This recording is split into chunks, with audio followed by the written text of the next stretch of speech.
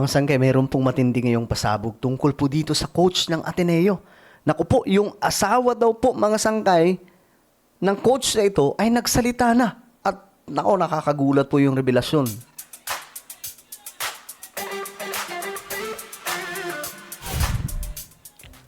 So ito, mga sangkay, alamin po natin kasi nga po, napaka na ito napaka matinding pasabog na ito kasi nga po yung asawa daw po, di umano ng coach na si Tab Baldwin ang nagsalita.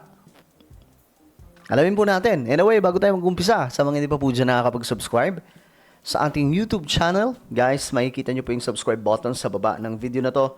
I-click nyo po yung subscribe, i-click ang bell, at i-click nyo po yung all. Sa mga nanonood po sa Facebook, i-follow nyo po yung ating Facebook page. Okay? So, eto na mga sangkay, tingnan po natin.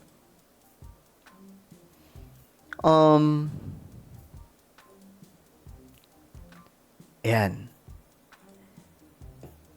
Ito po yung sinasabi mga sangkay. Naglabas ng statement. Di umano, asawa daw eh. Ayan, nakalagay po dito. Ateneo head coach Tab Baldwin's wife released. Si Effie. Nag-release daw po ng statement. A New Zealand-based lawyer. Matindi to. So, tingnan po natin. Hello, my name is Effie, and I have been married to Tom Baldwin since 2011. Ano daw? And I have been married to Tom Baldwin since 2011. Okay. Since 2011. I'm officially still married to him. Mm-hmm. However, Mm-hmm. in early 2020, I had to flee away from Tab Okay. for the sake of myself and my kids to keep us safe. Mm-hmm. So, bakit kaya? Teka lang. Mag-asawa sila, pero nung, I think, 2020. However, in early 2020, Early 2020, I had to flee away from Tab for the sake of myself and my kids to keep us safe. okay, so nilayo niya ang kanyang sarili, pati yung kanilang mga anak,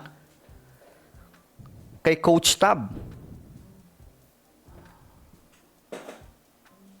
Medyo malalim to, guys, Medyo malalim to. Ano mayroon?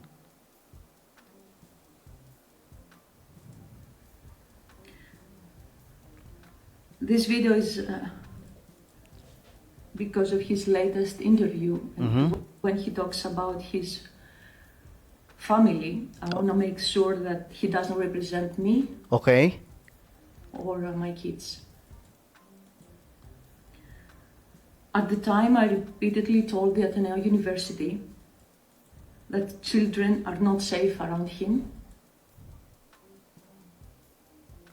Sinasabihan niya daw yung Ateneo na hindi safe yung mga bata sa kanya. Ibig sabihin yung mga player. Teka lang, ano mayroon? Medyo malalim na to. Medyo lumalalim na po itong...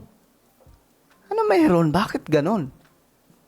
Bakit sinasabi ng asawa niya na sinasabihan niya yung Ateneo at that time na hindi safety, hindi okay yung mga batang ito, yung mga basketballista kay Coach Tab Baldwin.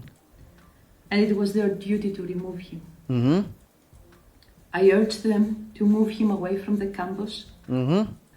the university campus, and they proceeded to launch a campaign of intimidation and silencing. Okay. Rovelin and Elias, the deaths of your kids Mm-hmm. were not only predictable but preventable. Mm-hmm. The bodies of your kids are still warm, and he's talking about moving on. That's terrible. Please believe him. That's terrible. Please believe him. I urge the Filipinos and the police there to keep asking why he was still allowed around children in spite of these warnings. Okay, my goodness.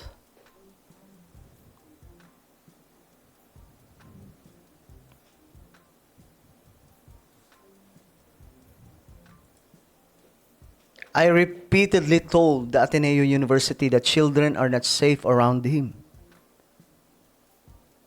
Pinaalalahanan na pala yung Ateneo.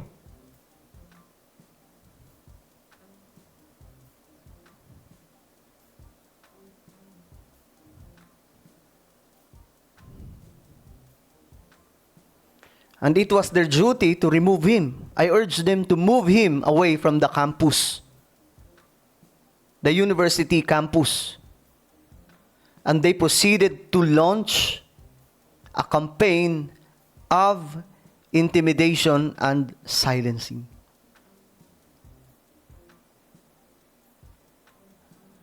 Nakakakilabot to. Teka lang, ano ba mayroon kay Coach Tab? My goodness. This is not good, guys. This is not good. Ako ay kinikilabutan dito. Anong mayroon sa coach na ito?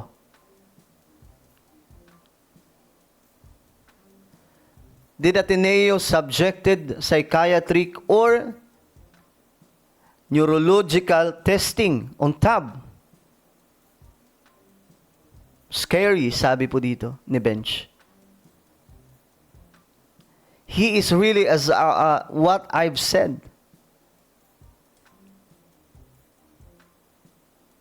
Oh my goodness. Ito, hindi to basta-basta. Oh, dalawang estudyante ang nasayang, men. Who are you, Coach Tab Baldwin?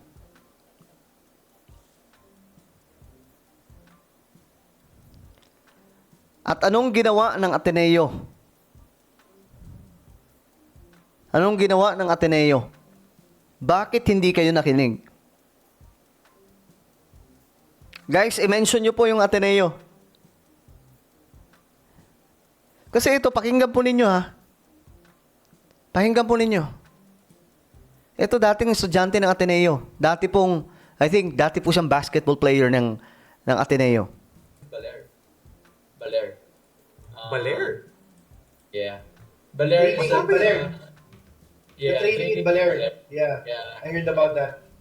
So, training in Baler is a beach, pero it's parang ayaw namin pumunta dun. So, nakatutok na sa amin. Wait. I'm not letting you go. What happened? So, it's a deadly training. Deadly training for 1 week. So, Coach Tab is not your friend during that time. During that duration. For 4 days naman. Kasi last day is happy day na. Because it's heaven na for us. Uwi na lang. Wow. So, Okay. it's a deadly So, training. It's super deadly. Grabe, ano? At alam nyo, si Coach Yeng, I think, kilala nyo po siya, mga sangka. Ito, hanapin lang po natin. Nagsalita po siya. Nagtataka siya, bakit doon sa dagat ginawa yung training. Ito, ipapakita ko sa inyo. Grabe, kinikilabutan ako. Sino ba talaga yun? Sino ba talaga si Coach Tab? Oh my goodness. Ito.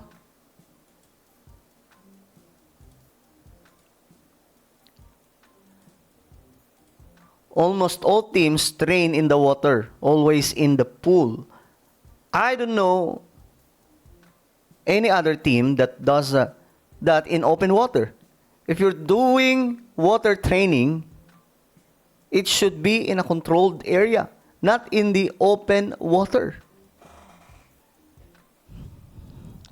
So ngayon mga sangkay, Eto na. Ano tingin nyo? Ano meron kay Coach Tab? Oh man, ginahalabutan ako mga sangkay kung sinong taong to. And very disappointing ang Ateneo. Bakit nila pinayagan? Gayong nag-warning na pala yung asawa.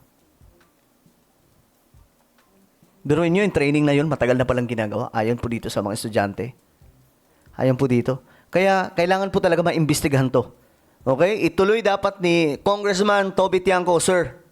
Kung pakituloy po ang investigasyon tungkol po dito. Kailangan natin malaman kung ano. Dalawa to, Dalawa to, guys. Hindi to biro. Nakakagalit to. Ito mga sangkayo, mga future po ito ng Pilipinas. Anong ginawa nila?